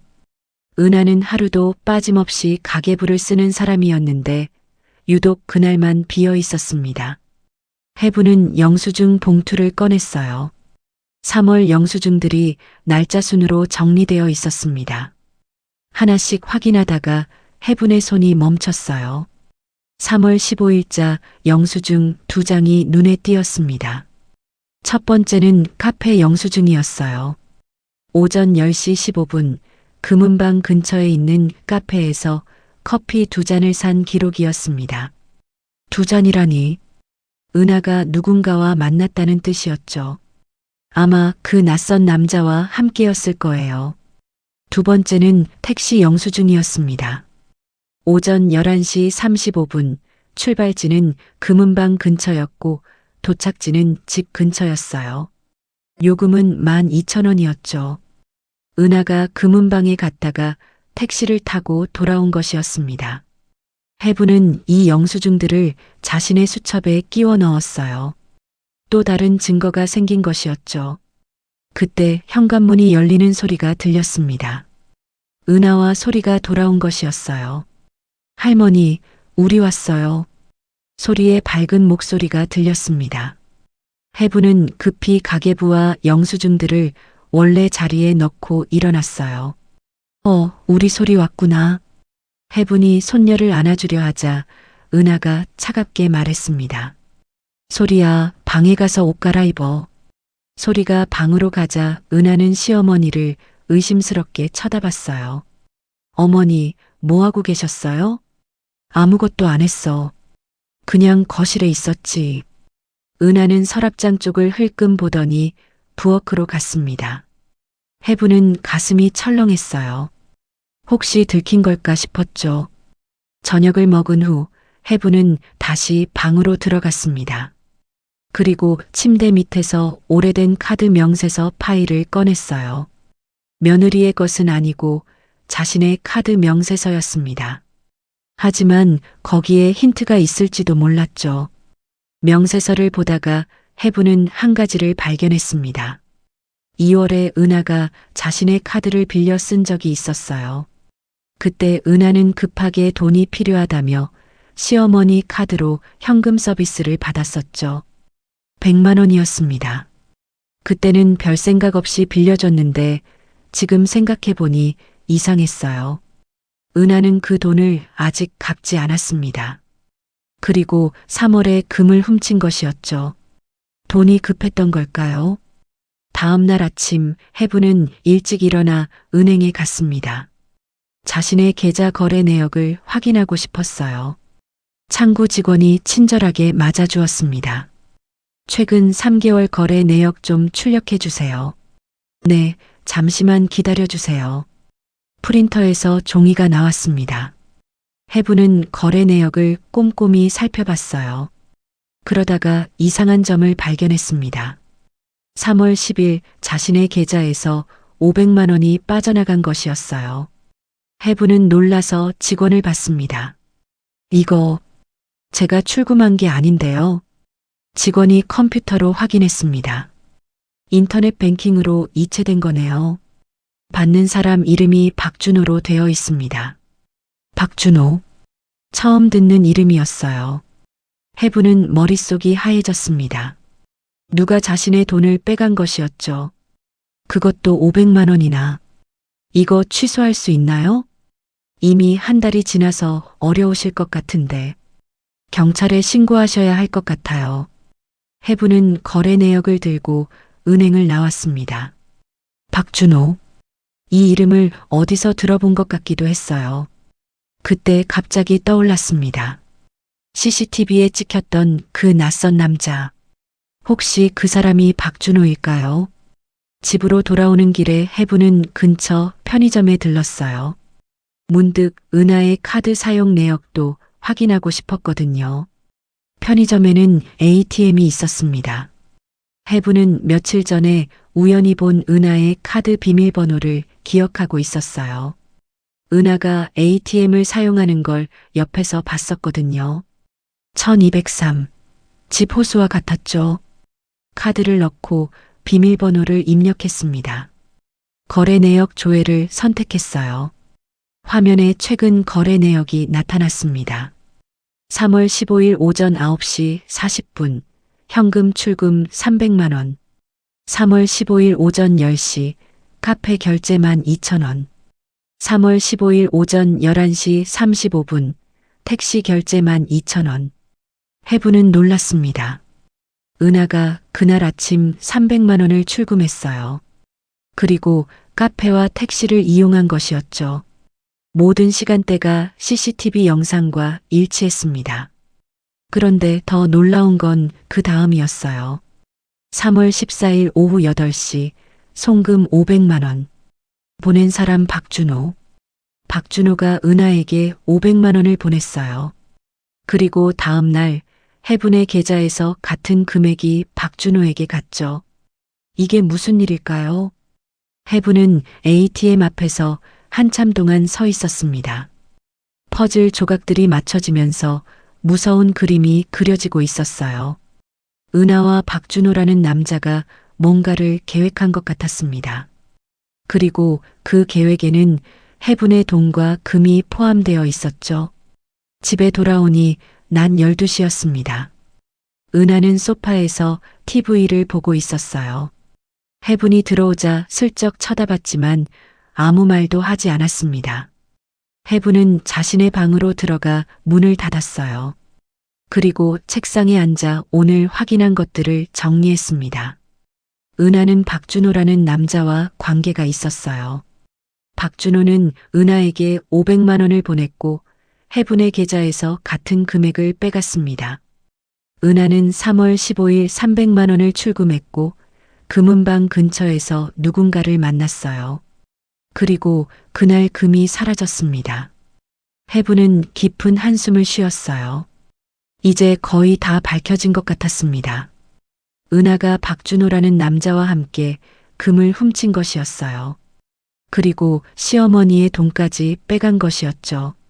하지만 아직 확실한 증거는 부족했습니다. 박준호가 누구인지, 왜 은하와 이런 일을 벌였는지 알아야 했어요.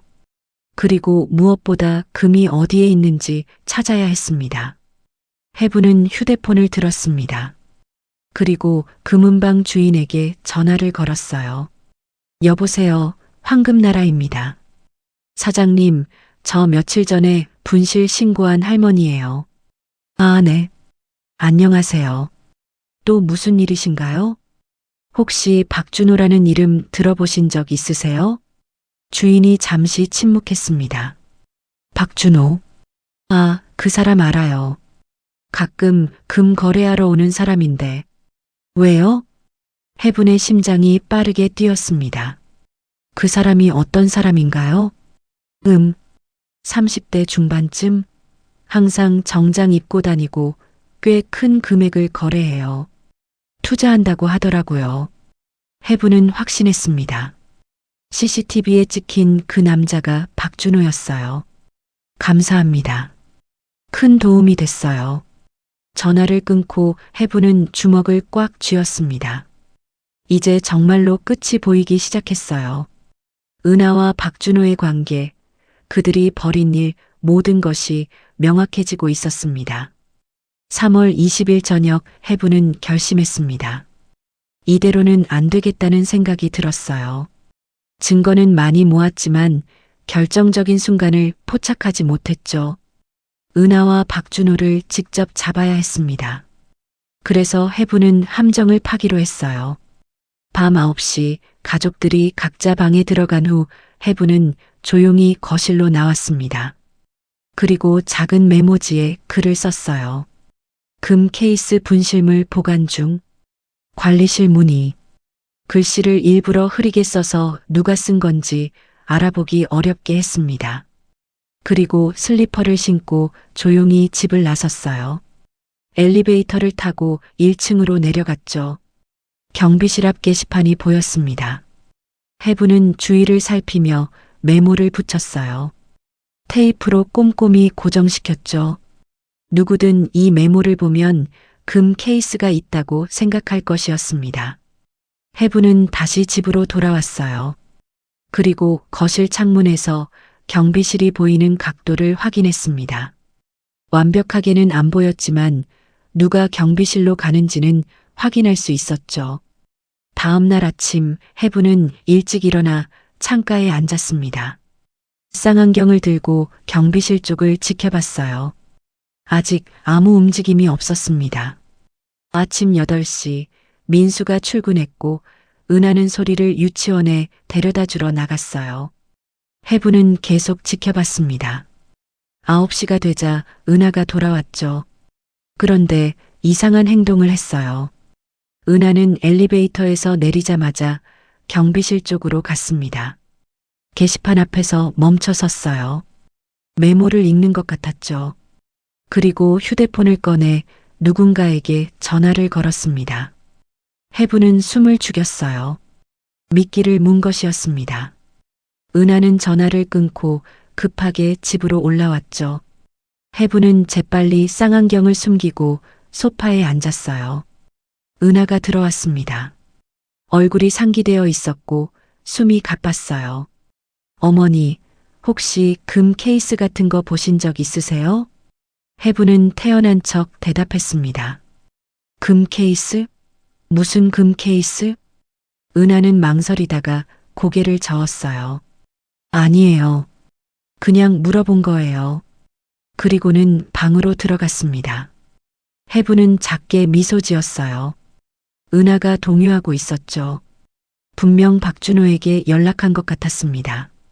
오후 2시 해부는 다시 관리사무소로 갔습니다. 소장에게 부탁할 게 있었어요. 오늘 밤 경비실 CCTV 좀 특별히 봐주실 수 있을까요? 뭔가 일이 있을 것 같아서요. 소장이 고개를 끄덕였습니다. 네, 알겠습니다. 무슨 일인지는 모르겠지만 주의해서 보겠습니다. 해부는 고맙다고 인사하고 돌아왔어요. 이제 기다리는 일만 남았습니다. 밤 10시가 되자 집안이 조용해졌습니다. 해부는 방에서 나와 거실 창가에 앉았어요. 커튼 뒤에 숨어서 밖을 내다봤죠. 경비실 불빛이 희미하게 보였습니다. 10시 30분 움직임이 포착되었어요. 누군가 경비실로 향하고 있었습니다.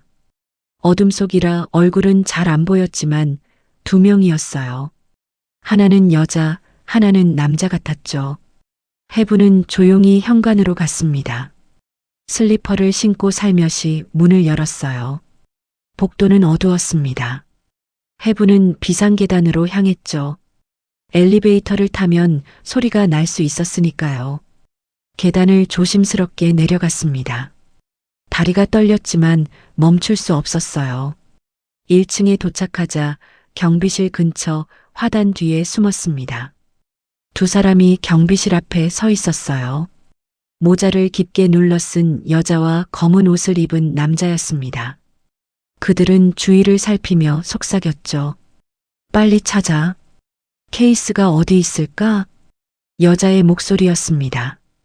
은하였어요. 해부는 확신했죠. 여기는 아무것도 없는데? 정말 여기 맞아? 남자의 목소리도 들렸습니다. 아마 박준호일 것이었어요. 그들은 경비실 주변을 뒤지기 시작했습니다. 쓰레기통도 확인하고 화단도 살펴봤어요. 하지만 당연히 아무것도 없었죠. 해분이 만든 가짜 메모였으니까요. 이상한데. 분명 메모가 있었는데. 은하가 다시 게시판을 확인했습니다. 메모는 여전히 붙어 있었어요. 그때 갑자기 불빛이 켜졌습니다. 경비 아저씨가 나온 것이었어요. 거기 누구야? 뭐 하는 거야? 은하와 남자가 깜짝 놀라 뒤로 물러났습니다. 아, 저희는 그냥. 은하가 당황해서 말을 더듬었어요. 남자는 이미 도망갈 준비를 하고 있었죠. 바로 그때 해분이 화단 뒤에서 나왔습니다. 은하야. 해분의 목소리에 은하가 돌아봤어요. 얼굴이 하얗게 질렸습니다. 모자 아래로 보이는 눈이 공포에 질려 있었죠. 어머니, 이 사람이 박준호 씨구나. 해분이 남자를 가리키며 말했습니다. 남자도 당황한 표정이었어요. 30대 중반의 말끔한 인상이었는데 지금은 얼굴이 일그러져 있었죠. 경비 아저씨가 상황을 파악하고 말했습니다. 무슨 일이세요? 경찰 부를까요? 해분은 고개를 끄덕였습니다. 네, 불러주세요. 도둑들을 잡았어요. 은하가 울먹이며 소리쳤어요. 어머니, 이게 무슨 짓이에요? 우리가 뭘 했다고. 뭘 했는지는 내가 더 잘 알잖니. 금 가져간 거, 내 통장에서 돈 빼간 거 다 알아. 박준호가 은하의 팔을 잡았습니다. 가자. 여기 있으면 안 돼. 하지만 해분이 막아섰어요. 어디 가려고? 경찰 올 때까지 여기 있어.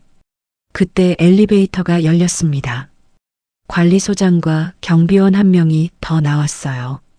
소장이 CCTV로 상황을 보고 내려온 것이었죠. 할머니, 괜찮으세요? 경찰은 오고 있습니다. 은하는 더 이상 버티지 못하고 바닥에 주저앉았어요. 눈물을 흘리며 흐느꼈죠. 어머니, 죄송해요. 정말 죄송해요. 하지만 해분은 차가운 표정으로 며느리를 내려다봤습니다. 너무 많이 아팠어요. 며느리의 배신도 아팠지만 더 아픈 건 아들이 자신을 믿지 않았다는 것이었죠. 10분 후 경찰차가 도착했습니다. 경찰 2명이 내려서 상황을 파악했어요. 해분은 그동안 모아둔 증거를 모두 보여줬습니다. CCTV 캡처, 영수증, 거래 내역, 모든 것을요. 경찰이 은하와 박준호를 연행하려 하자 은하가 울부짖었어요. 어머니, 제발. 한 번만 용서해 주세요. 소리는 어떡해요. 해분은 대답하지 않았습니다. 그저 차갑게 돌아섰을 뿐이었어요. 그때 민수가 나타났습니다. 누군가 연락한 모양이었어요. 아내가 경찰에 끌려가는 모습을 보고 충격받은 표정이었죠. 은하야, 이게 무슨 일이야? 은하가 남편을 보며 울었습니다. 여보, 미안해. 정말 미안해. 민수는 어머니를 봤어요. 해분은 아들과 눈을 마주쳤습니다. 그 눈빛에는 많은 것이 담겨 있었죠. 배신감, 분노, 그리고 깊은 실망이요. 경찰차가 떠났습니다. 은하와 박준호를 태우고요. 민수는 망연자실한 표정으로 서 있었어요. 엄마. 민수가 어머니를 불렀지만 해분은 이미 돌아서서 걸어가고 있었습니다. 이제 모든 것이 끝났어요. 진실은 밝혀졌고 범인들은 잡혔죠. 하지만 해분의 마음은 전혀 기쁘지 않았습니다. 다음 날 오전 10시 해분은 금은방으로 향했습니다. 경찰서에서 연락이 왔어요. 은하와 박준호가 금을 숨겨둔 장소를 자백했다는 것이었죠. 그리고 오늘 금을 회수하러 간다고 했습니다. 해분도 함께 가서 확인해달라는 요청이었어요. 금은방 앞에는 경찰차가 서 있었습니다. 해분이 도착하자 형사가 맞아주었어요. 할머니, 오셨네요. 안으로 들어가시죠. 금은방 안에는 이미 여러 사람이 있었습니다. 은하와 박준호는 수갑을 찬 채 의자에 앉아 있었어요. 고개를 숙이고 있어서 얼굴은 잘 안 보였죠. 금은방 주인도 긴장한 표정으로 서 있었습니다. 형사가 박준호에게 물었어요. 금이 어디 있다고 했죠? 다시 한번 말해보세요. 박준호가 떨리는 목소리로 대답했습니다. 제 차 트렁크에 있습니다. 아직 팔지 않았어요. 형사들이 밖으로 나갔습니다. 잠시 후 검은색 가방을 들고 들어왔어요. 가방을 열자 금괴와 금목걸이가 나왔습니다. 해분이 잃어버렸던 바로 그 금이었죠. 형사가 시리얼 넘버를 확인했습니다. K2007384, K2007385. 맞네요. 할머니가 신고한 물건이 맞습니다. 해분은 다리에 힘이 풀렸어요. 드디어 금을 찾은 것이었습니다. 하지만 기쁨보다는 씁쓸함이 더 컸죠. 가족이 저지른 일이었으니까요. 그때 은하가 고개를 들었습니다. 눈은 울어서 퉁퉁 부어 있었고 얼굴은 창백했어요. 시어머니를 보자 입술이 떨렸습니다. 어머니, 은하의 목소리는 간신히 들릴 정도로 작았어요. 해분은 며느리를 차갑게 바라봤습니다.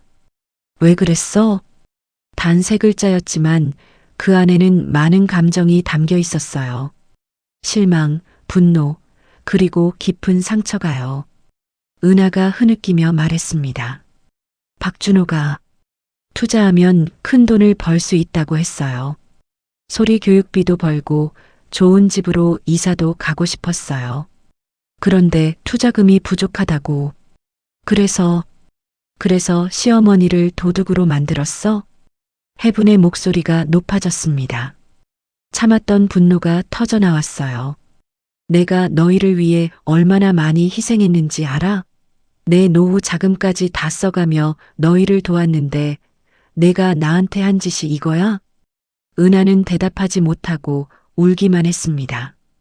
박준호는 여전히 고개를 숙인 채 아무 말도 하지 않았어요. 형사가 해분에게 물었습니다. 할머니, 고소하실 겁니까? 해분은 잠시 망설였어요. 은하를 고소하면 손녀 소리는 어떻게 될까? 엄마가 감옥에 가면 아이는 누가 돌볼까? 하지만, 네, 고소하겠습니다. 해분의 대답은 단호했어요. 은하가 충격받은 표정으로 시어머니를 봤습니다. 어머니, 제발. 한 번만 용서해 주세요. 소리는 어떡해요? 아이가 불쌍하지 않으세요? 해분은 고개를 저었습니다. 소리가 불쌍한 건 알아.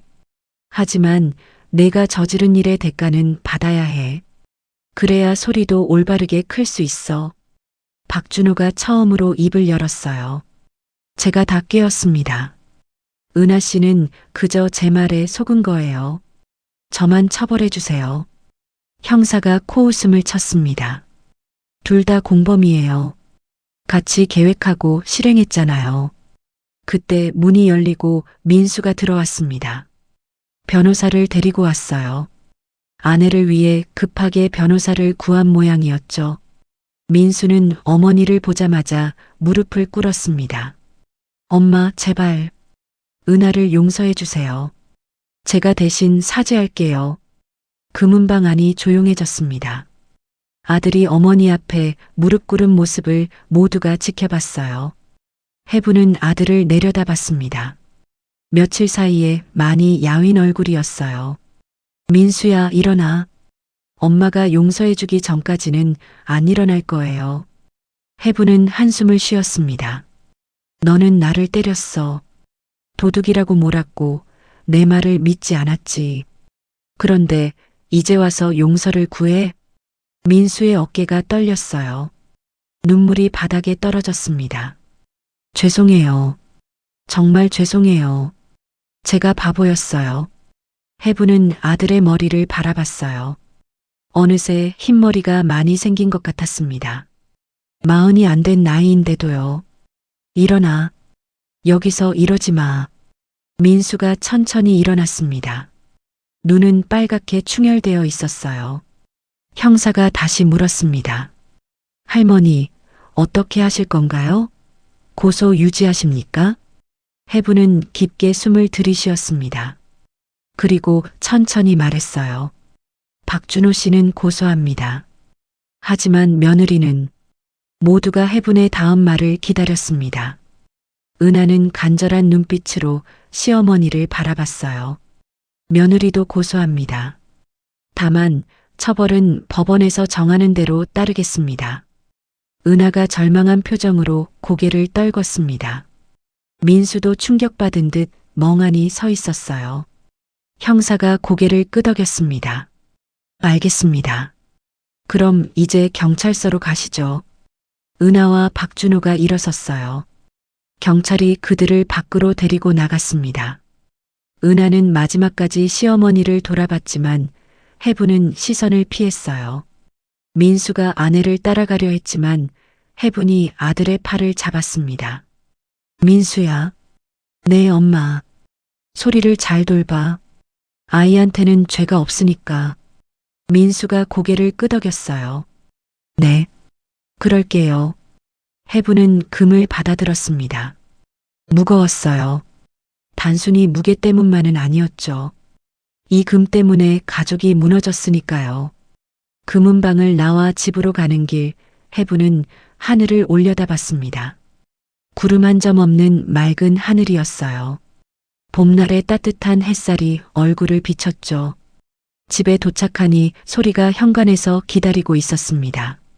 할머니, 손녀가 달려와 안겼어요. 해분은 소리를 꼭 안아주었습니다. 우리 소리, 학교는 안 갔어? 오늘 토요일이에요. 할머니 어디 갔다 왔어요? 해분은 손녀의 머리를 쓰다듬었습니다. 할머니가 잃어버린 물건 찾으러 갔다 왔어.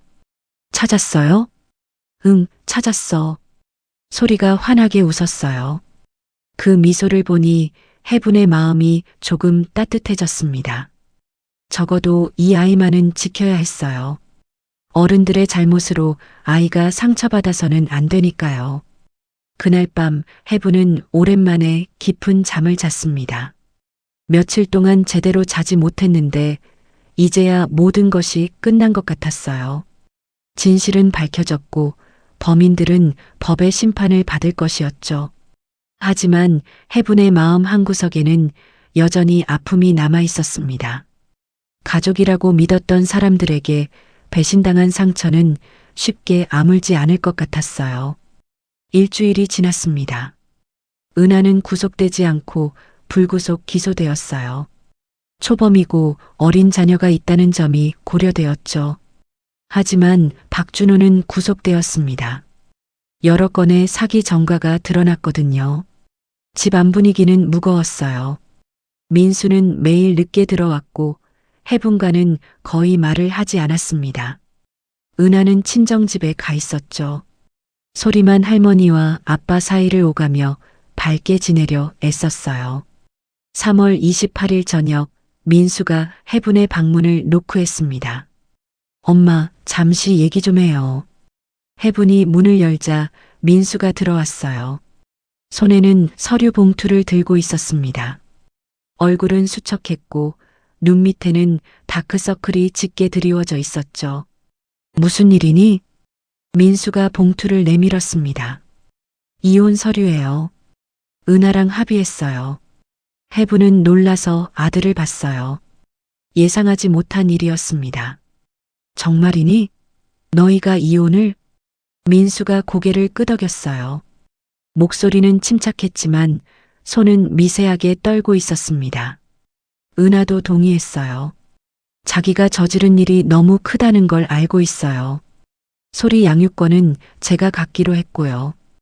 해분은 아들의 어깨가 축 처진 것을 봤습니다.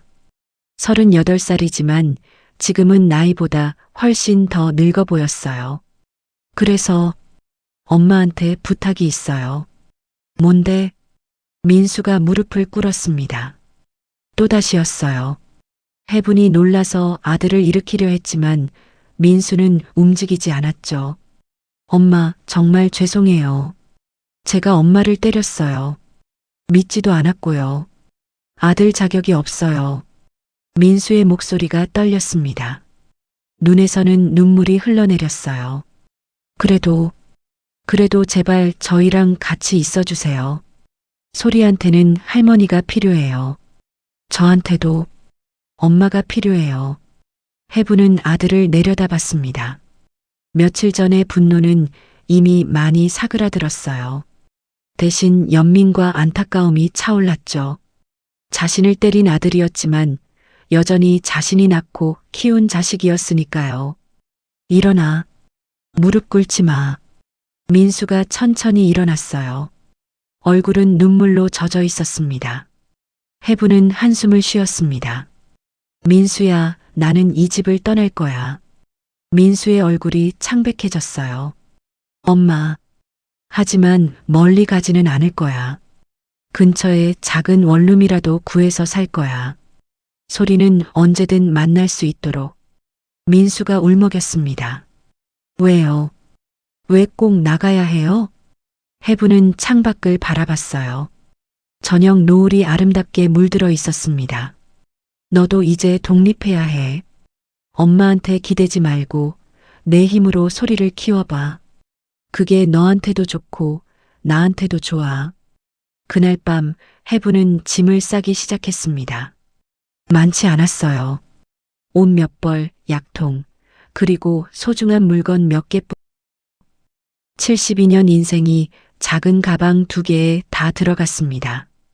다음 날 아침 해부는 부동산을 찾아갔어요.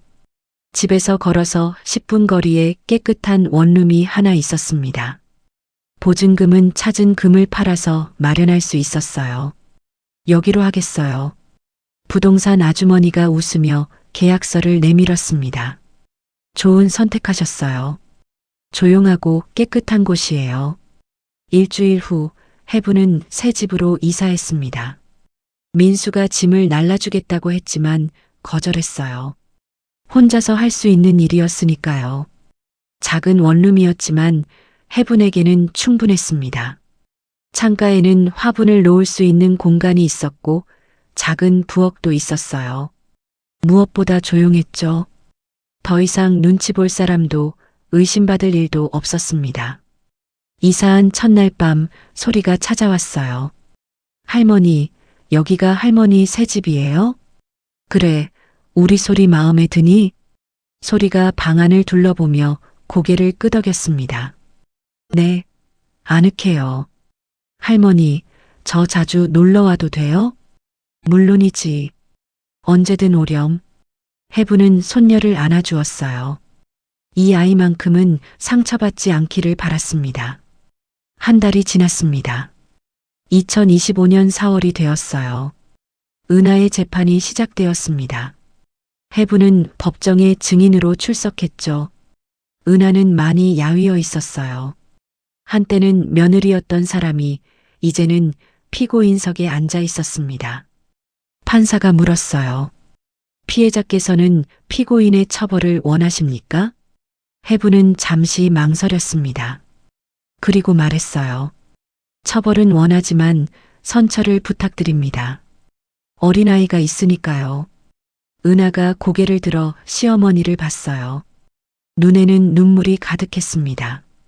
재판이 끝나고 은하는 집행유예를 선고받았습니다. 초범이고 반성하는 점 그리고 피해자의 선처 요청이 고려되었죠. 법원을 나오면서 은하가 해분에게 다가왔어요. 어머니, 해분은 걸음을 멈췄습니다. 고마워하지 마. 소리를 위해서였어. 죄송해요. 정말 죄송해요. 은하는 깊이 고개를 숙였어요. 해분은 대답 없이 돌아섰습니다. 용서는 했지만 잊을 수는 없었어요. 시간이 흘렀습니다. 해분은 새로운 일상에 적응했어요. 아침에는 근처 공원을 산책하고 오후에는 복지관에서 운영하는 프로그램에 참여했죠. 저녁에는 소리가 자주 찾아왔습니다. 어느 날 민수가 찾아왔어요. 손에는 꽃다발을 들고 있었습니다. 엄마, 어버이날이에요. 해부는 달력을 봤어요. 정말 5월 8일이었습니다. 정신없이 지내다 보니 잊고 있었죠. 고마워. 민수가 조심스럽게 말했어요. 엄마, 이제 우리 다시 시작하면 안 될까요? 제가 잘할게요. 해부는 아들을 봤습니다. 진심이 담긴 눈빛이었어요. 민수야, 믿음이 떠난 순간 인연도 끝난다고 했지? 하지만 민수가 긴장한 표정으로 어머니를 봤어요. 새로운 인연은 만들 수 있어. 이제는 모자 관계가 아니라 서로를 존중하는 어른 대 어른으로. 민수의 눈에서 눈물이 흘렀습니다. 네, 엄마. 그렇게 하겠습니다. 해부는 작게 미소 지었어요. 상처는 아직 아팠지만 시간이 지나면 아물 것이었습니다. 무엇보다 이제는 자신의 삶을 살 수 있었어요. 누구의 어머니도 시어머니도 아닌 정혜분이라는 한 사람으로서 말이죠. 창밖으로 봄비가 내리기 시작했습니다. 메마른 땅을 적시는 밤비였어요. 해부는 창가에 앉아 빗소리를 들었습니다. 평화로웠어요. 72년 인생에서 처음으로 느끼는 진정한 평화였죠. 피보다 진한 것은 혈연이 아니라 신뢰였습니다. 그것을 깨달은 대가는 컸지만 이제 해부는 자유로웠어요. 그리고 그 자유 속에서 새로운 인생을 시작할 준비가 되어 있었습니다. 오늘 긴 이야기 시청해 주신 여러분들께 감사드립니다. 혹시 이야기 어디에서 듣고 계신가요? 지역 이름이나 장소를 댓글로 남겨주시면 감사한 마음으로 반갑게 인사드리겠습니다. 항상 행복하시고 따뜻한 하루를 보내시길 바랍니다. 사연개나리였습니다.